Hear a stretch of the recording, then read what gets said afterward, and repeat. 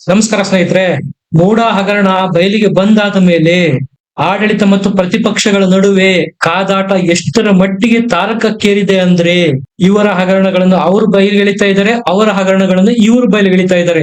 ಇಬ್ಬರು ಆಡಳಿತ ಮತ್ತು ಪ್ರತಿಪಕ್ಷದವರು ಪರಸ್ಪರರ ಮೇಲೆ ಕೇಸ್ಗಳನ್ನು ದಾಖಲು ಮಾಡಿಕೊಳ್ತಾ ಇದ್ದಾರೆ. ಈಗ ಅಂತಹದ್ದೇ ಒಂದು ಭಯಂಕರ ಕೇಸು ಹಾಲಿ ಸಚಿವರ ಮೇಲೆ ಬಿದ್ದಿದೆ.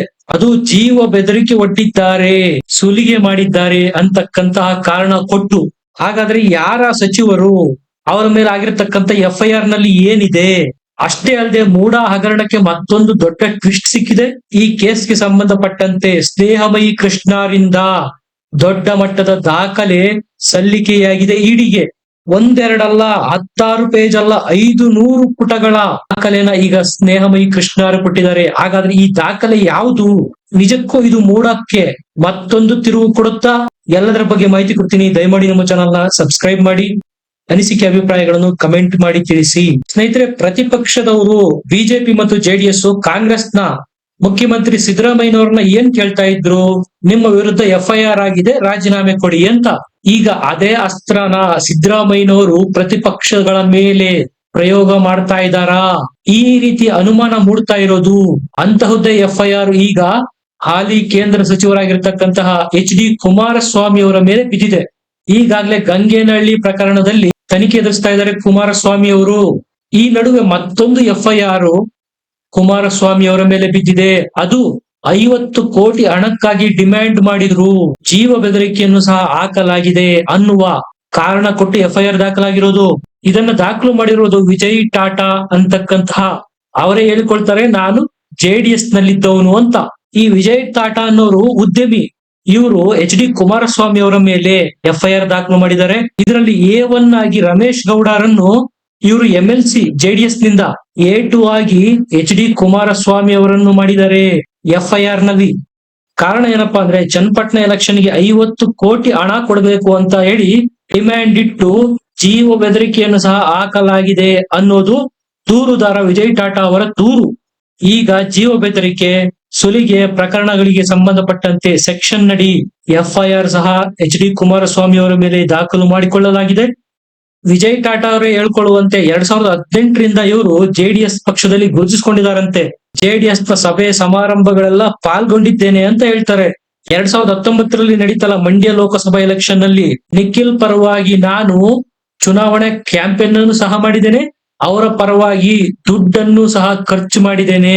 ಕೋಟ್ಯಂತರ ರೂಪಾಯಿ ದುಡ್ಡನ್ನ ಮಂಡ್ಯ ಲೋಕಸಭಾ ಚುನಾವಣೆಗೆ 2019ರಲ್ಲಿ ನಿಖಿಲ್ ಪರವಾಗಿ ಖರ್ಚು ಮಾಡಿದ್ದೇನೆ ಅನ್ನೋದು ಇವರ ಆರೋಪ. ಅವ್ರು ಹೇಳೋದೇನಪ್ಪಾ ಅಂದ್ರೆ, ಮಾಜಿ MLC ರಮೇಶ್ ಗೌಡ ಅವರು ಆಗಸ್ಟ್ 24ನೇ ತಾರೀಕು ಸುಮಾರು 10 ಗಂಟೆಗೆ ನಮ್ಮ ಮನೆಗೆ ಬಂದ್ರು. ನಮ್ಮ ಜೊತೆ ಊಟ ಮಾಡ್ತಾ ಚನ್ನಪಟ್ಟಣ ಉಪಚುನಾವಣೆಯ ಬಗ್ಗೆ ವಿವರಿಸತೊಡಗಿದ್ರು. ನಿಖಿಲ್ ಕುಮಾರಸ್ವಾಮಿಗೆ ಟಿಕೆಟ್ ನೀಡೋದು ಫೈನಲ್ ಆಗಿದೆ, ಅದರಲ್ಲಿ ನೀವು ಭಾಗವಹಿಸಬೇಕು, ಅಂದ್ರೆ ಚುನಾವಣಾ ಕ್ಯಾಂಪೇನ್ ನಲ್ಲಿ ಈ ಹಿಂದಿನಂತೆ ಭಾಗವಹಿಸಬೇಕು. ಕುಮಾರಸ್ವಾಮಿ ಅವರಿಗೆ ಕರೆ ಮಾಡಿ ಕೊಡ್ತೇನೆ ಅಂತೇಳಿ ಕುಮಾರಸ್ವಾಮಿ ಅವರಿಗೆ ಕರೆ ಮಾಡಿದ್ರಂತೆ. ಆಗ ಉಭಯ ಕುಶಲೋಪರಿ ಮಾತಾಡಿದ ನಂತರ ಕುಮಾರಸ್ವಾಮಿ ಅವರು ಕೇಳ್ತಾರಂತೆ, ಉಪಚುನಾವಣೆಗೆ ಅಂದ್ರೆ ಚನ್ನಪಟ್ಟಣ ಬೈ ಎಲೆಕ್ಷನ್ಗೆ ನೀವು ನಮಗೆ 50 ಕೋಟಿ ರೂಪಾಯಿ ಕೊಡಬೇಕಾಗತ್ತೆ, ವಂದಿಸಿ ಕೊಡಿ ಅಂತ. ಆಗ ವಿಜಯ್ ಟಾಟಾ ಅವರು ಹೇಳ್ತಾರೆ, ಸರ್ ನನ್ನ ಹತ್ರ ಅಷ್ಟೊಂದು ಹಣ ಎಲ್ಲಿಂದ ಬರ್ಬೇಕು, ಇಲ್ಲ ಅಂತ ಡೈರೆಕ್ಟ್ ಆಗಿ ಹೇಳ್ತಾರೆ. ಆಗ ಕುಮಾರಸ್ವಾಮಿ ಅವರು ಕೋಪಗೊಂಡು 50 ಕೋಟಿ ರೂಪಾಯಿ ರೆಡಿ ಮಾಡು, ಇಲ್ಲ ಅಂದ್ರೆ ನಾನೇನ್ ಮಾಡ್ತೀನೋ ಗೊತ್ತಿಲ್ಲ ಅಂತ ಧಮಕಿ ಹಾಕಿದ್ರು, ಬೆದರಿಕೆ ಹಾಕಿದ್ರು ಅನ್ನೋದು FIR ನಲ್ಲಿ ದಾಖಲಾಗಿದೆ. ಈ ಬಗ್ಗೆ ಸಾಕ್ಷಿಯಾಗಿರ್ತಕ್ಕಂತ ವಾಟ್ಸಪ್ ಸಂದೇಶ ಸಹ ನನ್ನ ಹತ್ರ ಇದೆ. ಜೀವ ಬೆದರಿಕೆ ಹಾಕಿದ್ದಾರೆ ಮಾಜಿ MLC ರಮೇಶ್ ಗೌಡರು. ಹಾಗಾಗಿ ರಮೇಶ್ ಗೌಡ ವಿರುದ್ಧ ಮತ್ತು HD ಕುಮಾರಸ್ವಾಮಿ ಅವರ ವಿರುದ್ಧ ಕ್ರಮ ಕೈಗೊಳ್ಳಬೇಕು ಅಂತೇಳಿ FIR ರಿಜಿಸ್ಟರ್ ಮಾಡಿದ್ದಾರೆ ವಿಜಯ್ ಟಾಟಾರು. ಇದಕ್ಕೆ ಸಹಜವಾಗಿ ಕುಮಾರಸ್ವಾಮಿ ಅವರು ಸಹ ರಿಪ್ಲೈ ಕೊಟ್ಟಿದ್ದಾರೆ, ವಿಜಯ್ ಟಾಟಾ ಯಾರು ಅಂತಾನೆ ನನಗೆ ಗೊತ್ತಿಲ್ಲ ಅಂತ. ರಮೇಶ್ ಗೌಡ್ರು ಸಹ ತಿರುಗಿ ವಿಜಯ್ ಟಾಟಾ ವಿರುದ್ಧ FIR ನ ಸಹ ದಾಖಲು ಮಾಡಿದ್ದಾರೆ. ಮಾಧ್ಯಮದವರು ಕುಮಾರಸ್ವಾಮಿ ಅವರಿಗೆ ಈ ಕುರಿತು ಪ್ರಶ್ನೆ ಕೇಳಿದಾಗ, ಬೀದಿಲಿ ಹೋಗೋ ಬರೋ ನಾಯಿ ನರಿಗಳಿಗೆಲ್ಲ ನಾನು ಉತ್ತರ ಕೊಡೋಕಾಗತ್ತಾ ಅಂತ ಟಾಂಗ್ ಕೊಟ್ಟಿದ್ರು. ಈ FIR ನಿಂದಾಗಿ ಸಿದ್ದರಾಮಯ್ಯನವ್ರಿಗೂ ಸಹ ಒಂದು ಅಸ್ತ್ರ ಸಿಕ್ಕಂತಾಗಿದೆ. ನಿಮ್ಮ ವಿರುದ್ಧ ಸಹ FIR ದಾಖಲಾಗಿದೆ, ನೀವು ರಾಜೀನಾಮೆ ಕೊಡಿ, ನನ್ ರಾಜೀನಾಮೆ ಯಾಕೆ ಕೇಳ್ತೀರಾ ಅಂತ ಪ್ರತಿದಾಳಿ ಶುರು ಮಾಡಿದ್ದಾರೆ ಈಗಾಗಲೇ ಸಿದ್ದು ಬಣದ ಸಚಿವರುಗಳು ಮತ್ತು ಶಾಸಕರು. ಈ ಎಲ್ಲ ಬೆಳವಣಿಗೆಗಳ ನಡುವೆ ಈಗ ಮೂಡಕ್ಕೆ ಸಂಬಂಧಪಟ್ಟಂತೆ ಮತ್ತೊಂದು ಟ್ವಿಸ್ಟ್. ನಿಮ್ಗೆಲ್ಲ ಗೊತ್ತಿದೆ, ಈಗಾಗಲೇ EDಯ ಅಧಿಕಾರಿಗಳು ECIR ದಾಖಲು ಮಾಡಿಕೊಂಡಿದ್ದಾರೆ ಸಿದ್ದರಾಮಯ್ಯನವರ ವಿರುದ್ಧ. ಅಲ್ಲೂ ಸಹ ಸಿದ್ದರಾಮಯ್ಯನವರನ್ನ A1 ಆರೋಪಿಯನ್ನಾಗಿ ಮಾಡಲಾಗಿದೆ. ತನಿಖೆಯನ್ನು ಸಹ ಶುರು ಮಾಡಿಯಾಗಿದೆ ಇಡಿ ಅಧಿಕಾರಿಗಳು. ಸ್ನೇಹಮಯಿ ಕೃಷ್ಣರಿಗೆ ಸಮನ್ಸ್ ಜಾರಿ ಮಾಡಿದ್ರು. ಅವರು ಇಡಿ ಕಚೇರಿಗೆ ಹೋಗಿ ಬೇಕಾದ ದಾಖಲೆಗಳನ್ನೆಲ್ಲ ಕೊಟ್ಟು ಬಂದಿದ್ದಾರೆ. ಸ್ನೇಹಮಯಿ ಕೃಷ್ಣರೇ ಸ್ಪಷ್ಟಪಡಿಸಿರೋ ರೀತಿ ಅಧಿಕಾರಿಗಳು ಕೇಳಿರ್ತಕ್ಕಂಥ ಎಲ್ಲ ಪ್ರಶ್ನೆಗಳಿಗೂ ಸಹ ನಾನು ಉತ್ತರ ಕೊಟ್ಟಿದ್ದೇನೆ. ಸುಮಾರು 500 ಪುಟಗಳ ದಾಖಲೆಯನ್ನು ಇಡಿಗೆ ಸಲ್ಲಿಕೆ ಮಾಡಿದ್ದೇನೆ. ಪರ್ಟಿಕ್ಯುಲರ್ ಆಗಿ ಇದೇ ಮೂಡ ಹಗರಣಕ್ಕೆ ಸಂಬಂಧಪಟ್ಟಂತೆ ಅಂತಾರೆ ಸ್ನೇಹಮಯಿ ಕೃಷ್ಣ. ಸೆಪ್ಟೆಂಬರ್ 27ನೇ ತಾರೀಕು ಸ್ನೇಹಮಯಿ ಕೃಷ್ಣರು ಇಡಿಗೆ ಮನವಿ ಸಲ್ಲಿಸಿದ್ರು. ಮೂಡ ಹಗರಣದಲ್ಲಿ ಮನಿ ಲ್ಯಾಂಡ್ರಿಂಗೂ ಬರುತ್ತೆ. ಕೇವಲ ಸಿದ್ದರಾಮಯ್ಯನವರ ವಿಷಯ ಒಂದೇ ಅಲ್ಲ, ಸಾವಿರಾರು ಕೋಟಿ ರೂಪಾಯಿ ಹಗರಣ ಆಗಿದೆ ಇದರಲ್ಲಿ. ಹಾಗಾಗಿ ಇಡಿ ಪ್ರವೇಶ ಅಗತ್ಯ ಅಂತ ಇಮೇಲ್ ಮೂಲಕ ಇಡಿ ನಿರ್ದೇಶಕರಿಗೆ ದೂರು ಕೊಟ್ಟಿದ್ರು ಸ್ನೇಹಮಯಿ ಕೃಷ್ಣರು. ಅದರ ಮೇಲೇನೆ ECIR ದಾಖಲು ಮಾಡಿಕೊಂಡಿತ್ತು ಇಡಿ. ಕೇವಲ ಸಿದ್ದರಾಮಯ್ಯನವರ ಮೂಡ ಹಗರಣಕ್ಕೆ ಸಂಬಂಧಪಟ್ಟಂತೆ ದಾಖಲೆಗಳನ್ನು ಮಾತ್ರ ಇಡಿ ಪಡೆದಿಲ್ಲ. ಖುದ್ದು ಸ್ನೇಹಮಯಿ ಕೃಷ್ಣ ಏನ್ ದೂರುದಾರರಿದ್ದಾರೆ ಅವರ ಆಸ್ತಿ ಪತ್ರ, ಬ್ಯಾಂಕ್ ಖಾತೆ ವಿವರ, ಆದಾಯದ ಮಾಹಿತಿ ಎಲ್ಲವನ್ನೂ ಸಹ ಕೇಳಿದ್ದಾರೆ. ಸ್ನೇಹಿತರೆ, ಇಲ್ಲಿ ಇಡಿ ಅಧಿಕಾರಿಗಳು ತನಿಖೆ ಮಾಡ್ತಕ್ಕಂತಹ ರೀತಿನೇ ಬೇರೆ ಇರುತ್ತೆ. ಮೊದಲು ಯಾರು ದೂರು ಕೊಟ್ಟಿರ್ತಾರೋ ಅವರ ಹಿನ್ನೆಲೆನ ಕೂಲಂಕುಷವಾಗಿ ತನಿಖೆ ಮಾಡ್ತಾರೆ. ನಿಜಕ್ಕೂ ಈ ದೂರು ಜಿನೈನಿದೆಯಾ ಅಥವಾ ಯಾವುದೇ ದ್ವೇಷಕ್ಕೆ ಈ ದೂರನ್ನು ಸಲ್ಲಿಕೆ ಮಾಡಲಾಗಿದೆಯಾ ಅನ್ನೋದನ್ನ ಇವರು ಮೊದಲು ಖಾತ್ರಿ ಮಾಡ್ಕೊಳ್ತಾರೆ. ಅದಾದ ನಂತರ ಅವರಿಗೆ ಸಮನ್ಸ್ ಜಾರಿ ಮಾಡಿರ್ತಾರೆ. ಇಡಿಯ ಕಚೇರಿಗೆ ಬರಬೇಕಾಗುತ್ತೆ ದೂರುದಾರರು.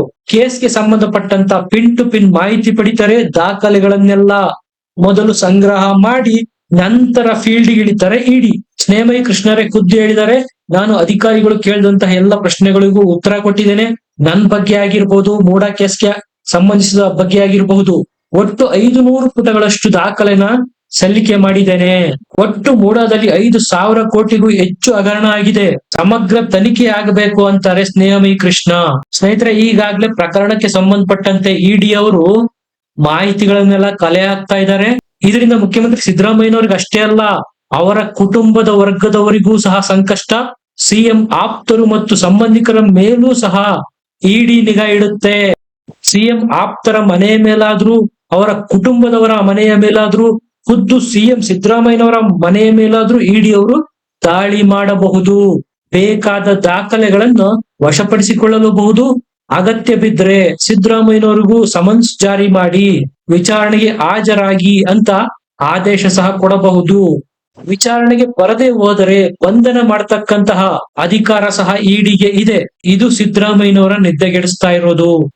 ಇಲ್ಲಿ ಸಿದ್ದರಾಮಯ್ಯನವರು ಅವರ ವಿರುದ್ಧ ಮಾತ್ರ ಕೇಸ್ ಇದ್ದಿದ್ರೆ ಇಷ್ಟೊಂದು ಟೆನ್ಷನ್ ತೆಗೆದುಕೊಳ್ತಾ ಇರ್ಲಿಲ್ಲ.